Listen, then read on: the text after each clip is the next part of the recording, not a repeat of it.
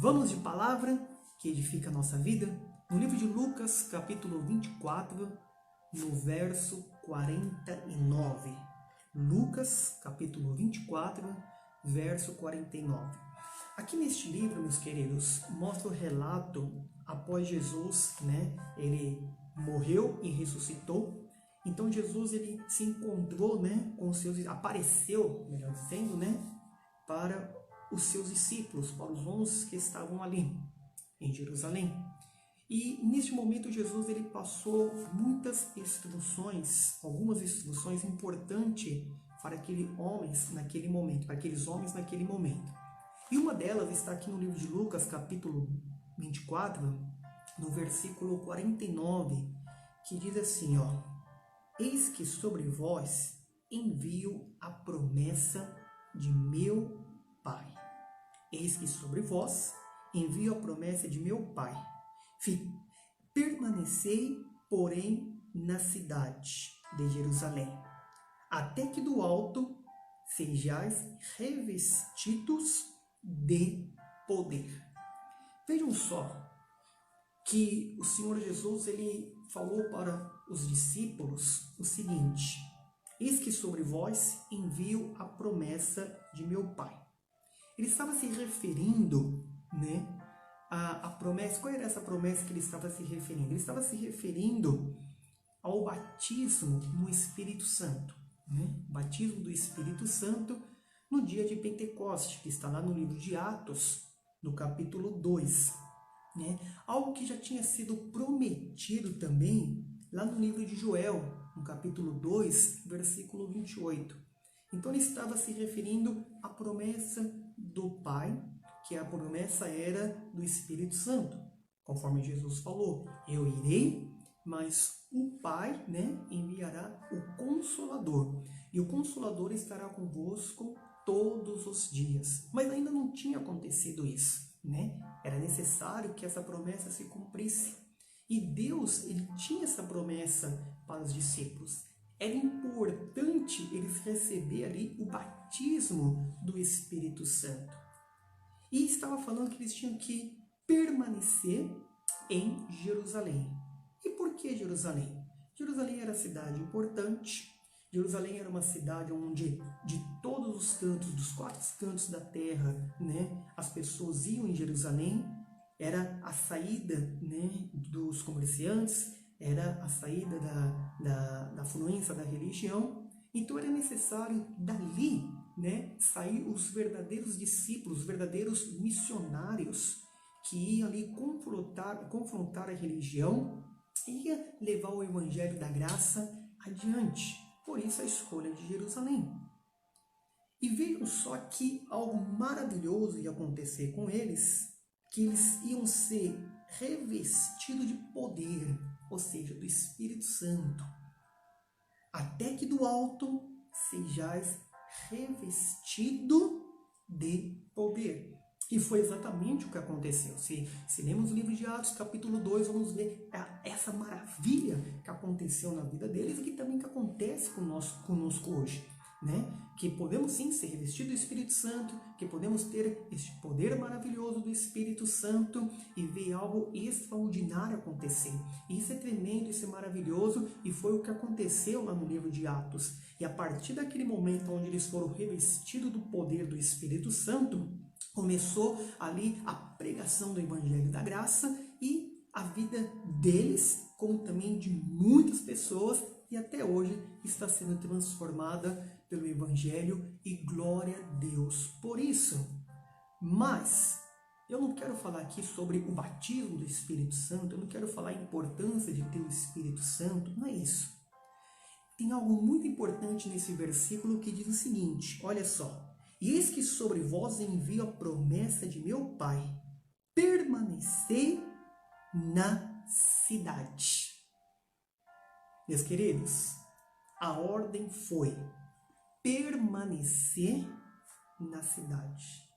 Permanecer. Esta foi a ordem de Jesus para os seus discípulos. E permanecer na cidade, permanecer em Jerusalém, obedecer esta ordem não era tão fácil naquele momento. Porque após todo o fato que aconteceu, né, da morte de Cristo, a crucificação de Cristo, da perseguição a Cristo, as coisas se tornaram em Jerusalém um pouco difícil de estar ali, principalmente, né, aqueles que seguiam a Cristo. Havia perseguição, então havia medo, havia ali armadilhas, né, para pegar as pessoas, ao ponto que os discípulos estavam todos reunidos, presos ali, vamos dizer assim, né, não escondido, talvez até escondido, com receio, com medo, muitos deles ali talvez sem saber o que estava por vir, o que ia vir, sabia que ia vir grandes perseguições, sem uma expectativa, talvez, né, ao ponto até mesmo que você pode ver que a Bíblia diz que Pedro, né, ele falou, eu vou pescar. Na verdade, Pedro ele foi pescar, né, e não apanhou nada, realmente estavam todos perdidos, sem saber o que fazer. Eles estavam então angustiados. Mas eles tinham uma promessa. Iam ser revestidos do quê? Do poder. Né? Mas tinha que permanecer. A ordem era essa. Meus queridos, eu e você também, sem dúvida alguma, queremos ver, né, algo extraordinário na nossa vida, queremos ver maravilhas, queremos ver algo grandioso, queremos também ter o poder de Deus, sim, sobre a nossa vida, queremos ter o Espírito Santo e glória a Deus por isso que podemos ter, louvado seja Deus por isso, mas a questão é, também recebemos talvez uma ordem também de permanecer. E a pergunta hoje é o seguinte: no que nós devemos verdadeiramente permanecer? O que hoje eu e você, né, devemos verdadeiramente permanecer? Aonde você está permanecendo no dia de hoje? Pois para receber a promessa do Pai, eles tinham que permanecer. Não era fácil permanecer naquela situação que eles estavam ali naquele momento, mas tinha que obedecer à ordem de Cristo. Oh, meus queridos, eu e você também temos que permanecer. Mas a pergunta hoje é essa: no que nós devemos permanecer? Talvez você está permanecendo em muitas coisas, não é verdade? Tem pessoas que ela permanece, né, na igreja. E é muito bom estar na igreja. É o correto ir na igreja. Principalmente quando ali naquela igreja ouvimos ali, né, o evangelho verdadeiro. E glória a Deus por isso. Né, o evangelho puro, ali da santa doutrina de Deus, da palavra dele. Né? Temos que frequentar uma igreja. Mas tem pessoas que fazem daquela igreja a sua base, o seu alicerce. E quando sucede algo, a pessoa ali, ela fica desesperada.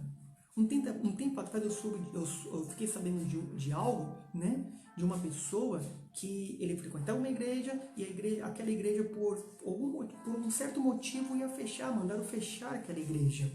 E a pessoa estava desesperada, sem saber o que fazer, e falou: e agora, o que será? Como vai fazer? A igreja vai fechar, e o que vai ser? Como pode uma coisa dessa? O que vai ser de mim? Desesperado, porque a base dele estava permanecendo ali na igreja. Não é verdade? Tem pessoas que querem permanecer, né, em oração, e sem dúvida alguma a oração tem que ser feita por todos nós. A oração é necessário, mas muitas vezes o que acontece? A nossa oração ela acaba se tornando, sabe o quê? Algo religioso. Né? A pessoa está rezando, a pessoa está orando, a pessoa faz sua reza, algo religioso. E ela se prende naquilo. E outras coisas mais.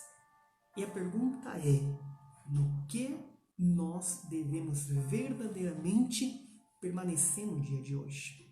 Você já parou talvez para pensar nisso? No que eu devo permanecer? Eu estou indo numa igreja, estou fazendo uma campanha, estou fazendo minha oração, estou fazendo meus propósitos e por aí vai. Mas será que tudo isso realmente é a verdade que eu tenho que permanecer? Eles tinham que permanecer naquele lugar para poder ser revestido do poder. As coisas aconteceram. Não foram fáceis, mas eles permaneceram. Meus queridos, eu e você também temos um lugar verdadeiro que devemos permanecer no dia de hoje. E sabe qual é esse lugar? Veja só comigo no livro de João, capítulo 15, em o nome de Jesus. Tá? Se você estiver com a sua Bíblia aí, você pode acompanhar. Então preste muita atenção o que diz a sagrada palavra de Deus. João capítulo 15, no verso de número 5, diz exatamente assim, ó: Eu sou a videira, vós as varas. Quem permanece em mim e eu nele, este dá muito fruto, porque sem mim nada podereis fazer. Olha só, palavras do Senhor Jesus. O Senhor Jesus, ele disse: Eu sou a videira e vós é a vara. Quem permanece o quê? Em mim. Oh, meus queridos, eu e você temos que permanecer em Cristo. Eu e você devemos olhar para Cristo. Eu e você devemos ser seguidor de Cristo. Eu e você temos que deixar Cristo viver em nós. É nele que realmente devemos permanecer. É Ele que realmente devemos permanecer na presença dEle. Somente Ele. Sim, temos que ir a uma igreja, temos que fazer as nossas orações, temos que fazer tantas outras coisas, mas isso não tem que ser a nossa base. A nossa base é Cristo. A igreja serve sim para nos aprender da palavra, estar cultuando entre os irmãos, indo para adorar. Glória a Deus por isso. A oração edifica o nosso espírito, sim, é verdade. Um propósito diante de Deus, né, edifica a nossa fé, sim, por que não? Mas permaneça em Cristo, olha para Cristo, tenha o seu coração pegado a Ele, olha somente para Ele. Vejam só que Ele disse: Eu sou a videira e vós a vara. Quem permanece em mim e eu nele, este dá muito fruto. Eu e você fomos chamados para dar frutos, mas muitas vezes só queremos receber. E você está preocupado em ter. Não, se preocupe um pouco que você pode dar fruto também. Que glória a Deus por isso. E que esses frutos vai ser algo que vai impactar a sua vida, vai impactar pessoas que estão ao seu redor, e você vai ver também a graça de Deus trabalhando na sua vida. Para de querer só receber, vamos pensar em dar fruto, mas para dar fruto eu tenho que permanecer em quem? Em Cristo. Eu tenho que permanecer onde? Na videira, que é o Cristo Todo-Poderoso, nosso Deus. É nele que eu tenho que permanecer. A ordem para os discípulos é: permanece. Mas não era fácil para ele naquele momento. E talvez para ti neste momento, nesses momentos, nesses dias, talvez neste ano, não está nada fácil permanecer. Mas o segredo é permanecer. Para poder dar frutos e ver grandes coisas acontecer. Porque ele diz: porque sem mim nada podereis fazer. Você tem uma promessa. Eu tenho uma promessa. Uma promessa que realmente o Pai já tem nos dado. Tem a promessa que é um conjunto. Tem uma promessa que é algo particular.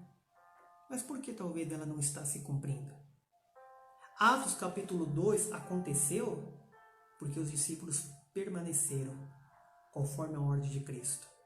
Só que no momento não era nada favorável, mas eles permaneceram. Aprenda a permanecer em Cristo. Aprenda a permanecer na videira. Aprenda a estar com Ele. Junto, muitos frutos vai acontecer. Vamos ver muitas maravilhas. E a graça de Deus vai se cumprir sobre a nossa vida, em nome de Jesus. Amém? Fique com essa palavra no seu coração e que ela possa ir trabalhando mais e mais no seu espírito, em nome de Jesus. Glória a Deus.